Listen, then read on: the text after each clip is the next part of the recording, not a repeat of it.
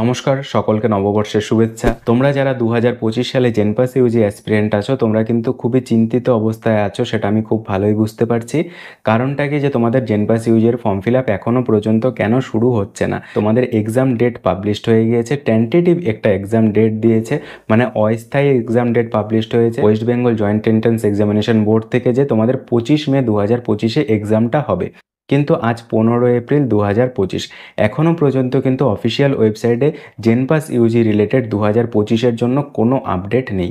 তাহলে তোমাদের এক্সাম কবে হবে, ফর্ম ফিল আপ কবে হবে, এক্সাম ডেট কি পিছিয়ে যাবে, এই সমস্ত বিষয়ে কিন্তু তোমরা নানান জায়গায় নানান রকমের কথা শুনতে পারছো। কেউ বলছে যে এক্সাম ডেট পিছিয়ে যাবে, কেউ বলছে যে এক্সাম হবে না, কেউ বলছে 2025 সালের জন্য জেনপাস ইউজি বাতিল। এগুলো কিন্তু এই সমস্ত কথায় তোমরা কান দেবে না।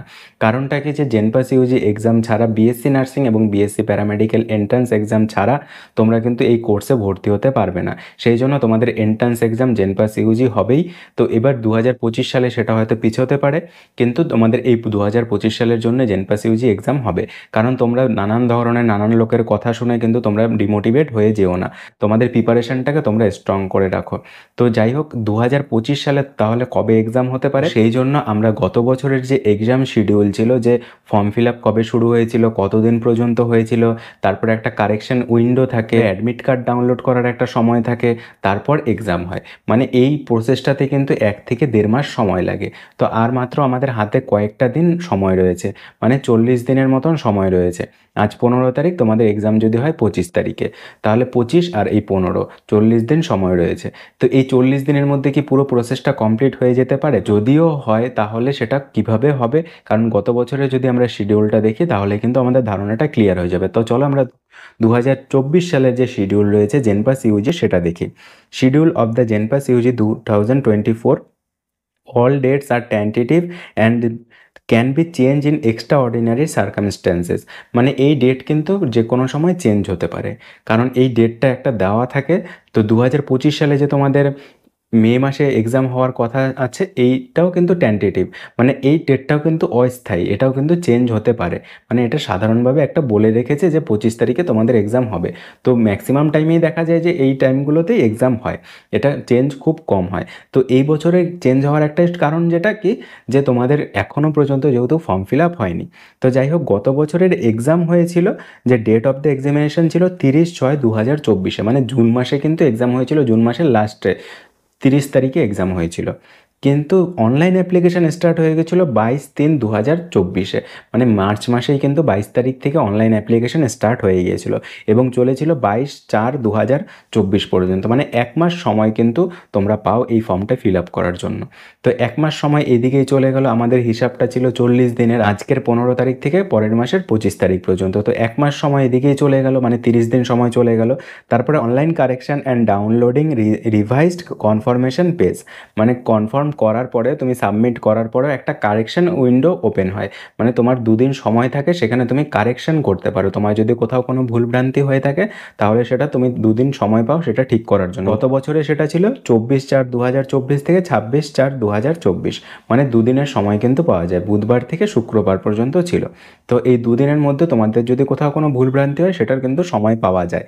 তো এদিকে চলে গেল যে তোমার 2 দিন, আর এদিকে তোমার ফর্ম ফিল আপ শেষ হওয়ার পরে আরও 2 দিন পর থেকে শুরু হয়ে গেছিলো, মানে 35 থেকে 40 দিন কিন্তু এইদিকেই শেষ হয়ে গেল, কারেকশন উইন্ডো এবং ফর্ম ফিল আপ। তাহলে আর যে এই 40 দিন সময় রয়েছে তোমার হাতে, তাহলে এই সময়ের মধ্যে কি ফর্ম ফিল আপ হয়ে 25 তারিখে পরীক্ষাটা হওয়া সম্ভব? তার মধ্যে গভর্নমেন্ট হলিডেও রয়েছে, ছুটি ছাটাও রয়েছে।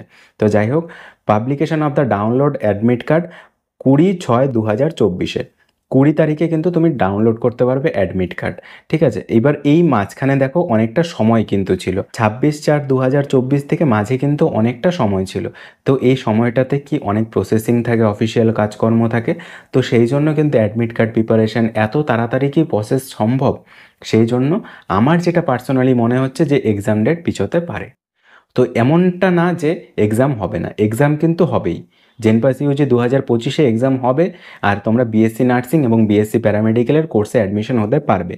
কিন্তু এক্সাম ডেট আমার মনে হচ্ছে যে 25 তারিখের জায়গায় সেটা পিছোতে পারে। আবার এমনও হতে পারে যে এবছরে তোমরা এই 1 মাস সময় পেলে না। যদি হয় যে 25 তারিখে এক্সাম হবে, তাহলে তোমরা এতটা সময় পাবে না।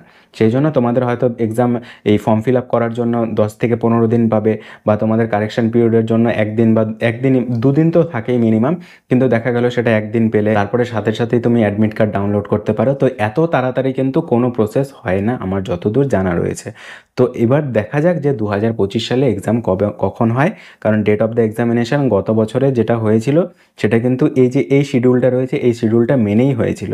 তো এবার এখনও পর্যন্ত যেহেতু আজকে গত বছর থেকে আমরা এখনও 20 থেকে 25 দিন পিছিয়ে রয়েছি। তো গত বছরের প্রসেস অনেক আগে শুরু হয়ে গেছিলো, এখনও পর্যন্ত প্রসেস শুরু হয়নি, কিন্তু আবার এবার এক্সাম ডেটকে এগিয়ে দিয়েছে। তো জানি না এখনও কি হবে। তো তোমরা গুজবে কান দিও না, তোমাদের প্রিপারেশনটাকে স্ট্রং করো, যাতে জেনপাস ইউজি এক্সাম দিয়ে একটা গভর্নমেন্ট কলেজে চান্স পেতে পারো। তোমরা যেভাবেই যেখান থেকে প্রিপারেশন নিচ্ছ না কেন, কেউ অনলাইনে নিচ্ছ, কেউ বা সেলফ স্টাডি করছো, কেউ সদ্য এবার এইচএস দিয়েছো, কেউ ড্রপার আছো, কেউ নিট ড্রপার আছো, তোমরা তোমাদের প্রিপারেশনটাকে কিন্তু স্ট্রং করো। তো আমাদের একটাই কথা বলার, যে তোমার প্রিপারেশনটাতে কোনো খামতি রেখো না, ঠিক আছে? কারণ অনেকে অনেক রকমভাবে তোমাকে কথা বলবে, সবাই কিন্তু সবার নিজের চাহিদার জন্য, নিজের প্রফিটের জন্যই কথা বলে। তো সেই জন্য তোমরা তোমাদের নিজের প্রিপারেশনটাকে স্ট্রং করো, তোমরা কোনো কথায় কান দিও না। তোমরা যেরকমভাবে প্রিপারেশন নিচ্ছ তোমরা তোমাদের প্রিপারেশনটাকে কন্টিনিউ রাখো। তো চলো আজকের ভিডিওটা এখানেই শেষ করছি, দেখা হচ্ছে একটা নতুন ভিডিওতে। তোমাদের যদি কোনো প্রশ্ন থাকে অবশ্যই কমেন্টে জানাবে, তোমাদের প্রশ্নের উত্তর দেওয়ার জন্য আমি সবসময় প্রস্তুত আছি। প্যারামেডিক্যাল, নার্সিং, হেলথ রিলেটেড যে কোনো টপিকে আমাকে প্রশ্ন করতে পারো। Thank you.